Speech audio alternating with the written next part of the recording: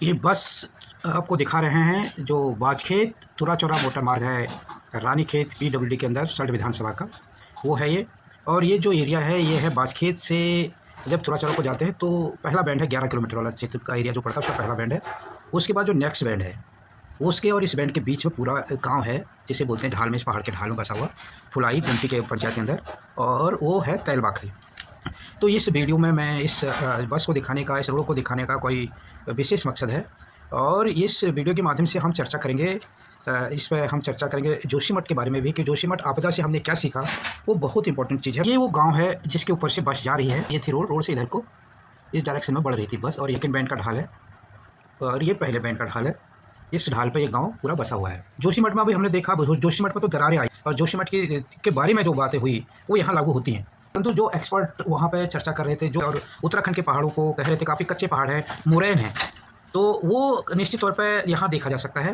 पहाड़ की संरचना लगभग एक त्रिभुज की तरह होती है। जो त्रिभुज का या कोण का जो वक्र पृष्ठ होता है उस पर गांव बसते हैं, उस पर हमारी सीढ़ीदार खेत होते हैं, वहाँ पर हमारे जंगल होते हैं, उन्हीं में हमारी बनस्पत होती है। और जब ये भूस्खलन होता है, अगर हमने माना कि यहीं से स्टार्ट था ऊपर की ओर, अगर हमने ये माना कि पहाड़ यहाँ से स्टार्ट था, पहाड़ की बनावट यहाँ से थी, ठीक है, अगर यहाँ से थी, और जब भूस्खलन हुआ तो ये सारा जीरो हो गया, यहाँ आ गया, जीरो आ गया, भूस्खलन से नीचे आ गया, तो बचा क्या, ये सारी ज़मीन तो नीचे आ गई, यहाँ पर बॉटम पर आ गई, यहाँ पर आ गई ज़मीन, यहाँ आ गई, तो ये एरिया जो है, ये पूरा एरिया जो है समाप्त हो जाएगा। ये यहाँ पे हमें कुछ नहीं दिखाई देगा। जो वक्र पृष्ठ था पहाड़ का वो खत्म हो जाएगा, और जो हमारे पास एरिया बचेगा, वो बचेगा केवल नीचे का जो पहाड़ का बॉटम सरफेस था, जो पहाड़ के नीचे दबा था कह सकते हैं, वो बचेगा। और वो क्षेत्रफल कितना होता है, बहुत कम एरिया होता है।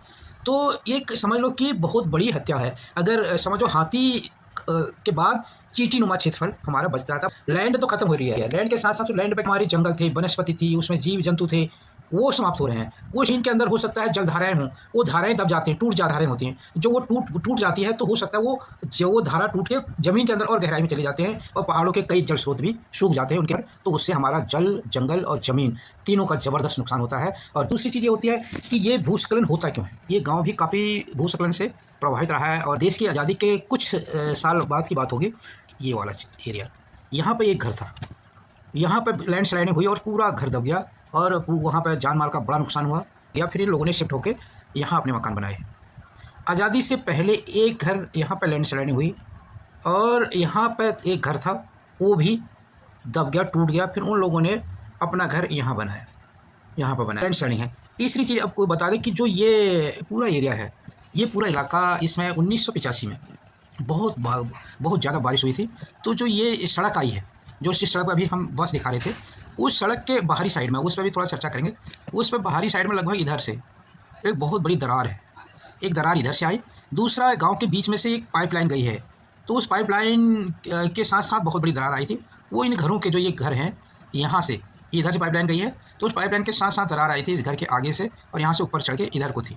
और ये दरार की वजह से ज़मीनें खिसक गई थी, करीब 1-2 इंच नीचे ऊपर नीचे हो गई। परंतु अच्छी किस्मत ये रही कि उसके बाद अचानक जब ये सारी हलचल हो रही थी तो अचानक धूप आ गई, और लंबे समय तक बारिश नहीं हुई, और वो चीज़ें जहाँ थी वहीं स्थिर हो गई, और ये गांव बच गया। नहीं तो उस दौरान गांव वालों ने गांव छोड़ दिया था। ये भूस्खलन होता क्यों है। पहाड़ की जो उत्तराखंड के पहाड़ हैं, जोशीमठ आपदा के बाद काफ़ी चर्चाएं हुई कि उत्तराखंड के पहाड़ कमज़ोर हैं। यहाँ वो पहाड़ है वो वाकई में बहुत कमज़ोर हैं, क्योंकि ऐसी कमज़ोर मिट्टी है कि एक तो ये चूना मिट्टी टाइप की है जो यहाँ के वो है। दूसरा, जब इनमें बारिश होती है तो भले ही वो धूप में ऐसा लगता है पत्थर लगते हैं, जब बारिश होती है और उसमें लगातार पानी गिरता है तो पत्थर पिघल जाते हैं, और पिघल के वो लैंड स्लाइडिंग होते हैं इन लोगों के छत। जो ये खासकर मकान है जिसका अभी हम और चर्चा करेंगे, जिसके ठीक ऊपर ये गया है, इस मकान की छत यहाँ से लैंड स्लाइडिंग होके ऊपर तक इसमें मिट्टी आ जाती है अक्सर।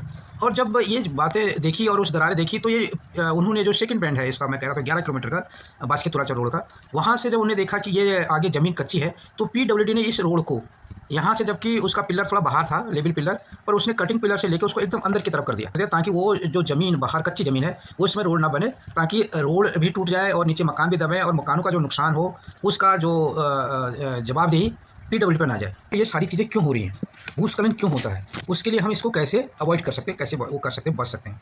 पहली चीज़ें तो ये होती हैं कि पहाड़ों पर मैक्सिमम पेड़ लगाए जाएँ। बात आ रही है गाँव के ऊपर। गाँव के ऊपर क्या करना चाहिए, कभी भी गाँव जब बनते हैं तो सीढ़ीदार जब खेत हैं तो हमेशा इस सारे मकानों को अगर देखें तो एक अंदर की तरफ, ताकि पीछे की तरफ है, और पीछे कोशिश होती है कि पीछे इनका ऊंची दीवार ना हो, पीछे भी ऊंची दीवार ना हो, नीचे तो हो ही नहीं। तो नीचे तो इन्होंने जीरो रखा, आगे इनका बहुत बड़ा आंगन होता है, आंगन के बाद पीछे एकदम पहाड़ के सहारे, पीछे या पीछे खेत के सहारे अपने मकान को बनाते हैं। खेत ज़्यादा ऊंचा होगा तो उस खेत में जो अगर कभी वजन बढ़ा तो वो धस के उनके मकान के ऊपर आ सकता है। अब उसका खामियाजा इन घरों को जो यहाँ शिफ्ट हुए, क्योंकि यहाँ यही था, इन मकानों के पीछे ऊंची दीवार थी, यहाँ से लेके अगर बच्चे वाले खेत ऊंचा था तो पूरा धस के उस मकान के ऊपर आया और पूरा मकान दब गया और बह गया। इस मकान के ऊपर क्यों बार बार मलबा आ रहा है? मलबा ये आ रहा है इसके पीछे और सड़क और इसके बीच की जो ज़मीन है वो उसकी हाइट ज़्यादा है, तो वो हाइट ज़्यादा होती है तो वो वही चीज़ होती है जो इनके साथ हुआ था। और जो उत्तराखंड के पहाड़ हैं अंदर इनके पत्थर की मात्रा कम है और मिट्टी ज़्यादा है, और तो उसका घनत्व तो बहुत ज़्यादा है। जैसे जैसे घनत्व ज़्यादा होता है तो उसका अपना एक वजन होता है ऑलरेडी, और मिट्टी होने के बजाय जब बारिश होती है तो वो पानी को भी बहुत एब्जॉर्व कर लेती है, और जब एब्जॉर्व करती है पानी को तो उसका वजन बहुत ज़्यादा बढ़ जाता है। अब जैसे डेंसिटी क्या होती है, जब आयतन बढ़ेगा तो उसका घनत्व भी ज़्यादा बढ़ेगा। जैसे जैसे हाइट ज़्यादा होगी, मतलब उसकी हाइट बढ़ेगी, चौड़ाई बढ़ेगी और गहराई बढ़ेगी, तीनों से मिलकर उसका वॉल्यूम ज़्यादा होगा। वॉल्यूम ज़्यादा होगा तो उसके अंदर मिट्टी की मात्रा ज़्यादा आएगी और पानी ज़्यादा सोख लेगा, और पानी जब ज़्यादा सोख लेगा तो निश्चित तौर पर उसका वजन बढ़ेगा, और जब ऊंची दीवार होगी तो वो टूटेगी बाहर की तरफ। तो यही कारण होता है, जैसे ऊंची दीवार होती है वो पहाड़ के टूट जाती हैं। और जैसे ये मकान है, इनके पीछे की दीवारें छोटी छोटी है तो ये ज़्यादा सुरक्षित हो गए। और तो ये चीज़ देखिए, ऊंची दीवार ना हो, हाइट ना हो, जिससे इनके मकान के ऊपर फिर इनको खतरा ना हो। जब हमने सीमेंटेड कर दिया, ऊपर से पानी पी नहीं रहा है, फिर भी लैंड स्लाइडिंग होती है, मिट्टी सीन पकड़ती है, सीमेंटेड कर दिया, परंतु उसकी मिट्टी का कनेक्शन तो मिट्टी से है ही है अंदर अंदर। तो जब बारिश बहुत होती है तो वो जो ऊपर बारिश होती है तो ऊपर का जो पानी होता है वो मिट्टी सूखता है, तो वो अंदर ही अंदर जो तुम्हारे सीमेंटेड आंगन है उसके नीचे की मिट्टी को नम कर देता है और उसका वजन बढ़ा देता है, जिससे सीमेंटेड होने के बावजूद भी वहाँ पर आंगन टूटने लग जाते हैं, उनमें दरारें आ जाती हैं, और अगर वो उनके नीचे ज़्यादा ऊंचे हैं और डिस्टेंस ज़्यादा लंबा है तो वो खिसक जाते हैं। तो खासकर इन चीज़ों का भी समूह देखना पड़ेगा कि हम जब भी मकान बनाएं तो हमारे जो पीछे की दीवार हो, पीछे का जो खेत हो, वो बहुत ज़्यादा ऊंचाई पर ना हो। अगर ऐसा है तो उसको थोड़ा सा और मकान को इस तरीके से बनाओ कि या तो पीछे अपनी जगह है तो करो, ताकि मकान सेफ रहे। अब रही कि एक और बहुत बड़ी समस्या जो उत्तराखंड के पहाड़ों पर आ रही है, जो जोशीमठ पे भी आपदा में काफ़ी चर्चा का विषय रहा, वो है कि जो सेफ्टी टैंक बन रहे हैं। अब सेफ्टी टैंक बन रहे हैं तो सेफ्टी टैंक क्या हो रहा है कि वहाँ पर सीवरेज की तो व्यवस्था है ही नहीं, तो जो भी सेफ्टी टैंक का पानी है वो वहीं जमा हो रहा है। वो भी पानी जमा करेगा, मिट्टी में उसका नमी बढ़ेगी, और नमी बढ़ेगी तो वहाँ भी वजन बढ़ेगा। भले ही उसकी मात्रा अब इस समय कम है, अभी जैसे गांव है तो गांव में पॉपुलेशन बहुत कम है, जनसंख्या बहुत कम है, तो इतना उसका प्रभाव दिखाई नहीं दे रहा है। तो जोशीमठ में उसकी चर्चा हुई थी, जोशीमठ में क्योंकि बहुत ज़्यादा कंस्ट्रक्शन है, बहुत ज़्यादा सेफ्टी टैंक हैं, तो उससे भी ज़मीन का वजन बढ़ सकता है और वो भी भूस्खलन के कारण बन सकते हैं। अब यहाँ पर जो बहुत इंटरेस्टिंग चीज़ हो रही है यहाँ, अब यहाँ अगर हम बात करें इस चीज़ की, यहाँ पे जो गांव का ये सबसे ऊपर का मकान था जिसमें हम अभी चर्चा कर रहे थे, जिसमें बार बार बता रहे थे कि इसके और जो पीछे ये दीवार है जो सड़क जा रही थी, जो सेकंड बैंड की हम बात कर रहे थे, तो इस मकान के ठीक ऊपर बाहर की तरफ ये कंस्ट्रक्शन हो रहा है रोड का। और ये मैं जो दिखाया था उस बताया था कि यहाँ पर पूरी दरार है, मैंने बताया था कि यहाँ पर ये पूरी दरार आई हुई है, यहाँ पर ये रोड के किनारे किनारे यहाँ पर इस ज़मीन पर दरार है। और इस दरार पर क्या हो रहा है कि यहाँ पे बाहर की तरफ, जबकि मैंने अभी सारी चीज़ें जो दिखाई, सारे जो बनते हैं वो अंदर की तरफ बनते हैं, पहाड़ की तरफ, पिछले जो सीढ़ी की खेत है उसके सहारे बनते हैं ऊपर को, ताकि बाहर की तरफ वजन ना पड़े और उसका लैंड स्लाइडिंग ना हो। वो जो ऊपर कंस्ट्रक्शन हो रहा है उसके लिए भी खतरा है, जो उसके नीचे की आबादी है उसके लिए भी खतरा है, क्योंकि पहाड़ कमज़ोर है, पानी पिएगा, उसका वजन बढ़ेगा, और उसके ऊपर कंस्ट्रक्शन करोगे उससे वजन बढ़ेगा और पहाड़ खिसकेगा। तो खिसकेगा तो जो इमारत उस पर बनेगी उसको तो नुकसान होगा ही होगा, साथ ही जो उसके नीचे की इमारतें होंगी ये सारी, तो इनको भी ये नुकसान करेगा, ये भी यहाँ पर सोचना पड़ेगा। अब ये चीज़ों को सोचने के लिए ये सारी चीज़ें जो आपदा प्रबंधन है, आपदा प्रबंधन को ये चीज़ का ध्यान देना पड़ेगा, सारी चीज़ों को ध्यान देना। सारी चर्चा करने का मेन मकसद ये है कि जोशीमठ जैसी घटना के बाद हम लोगों को इन सारे बिंदुओं पर ध्यान देना पड़ेगा, ताकि पहाड़ पर अतिरिक्त वजन ना बढ़े, भारी कंस्ट्रक्शन ना हो, पहाड़ का लैंड स्लाइडिंग को कैसे रोका जाए, इस चीज़ पर पूरा ध्यान देना पड़ेगा। आपदा का मतलब ये नहीं कि नुकसान हो जाए उसके बाद हम बचाव के लिए चले जाएं, तो उस डिजास्टर मैनेजमेंट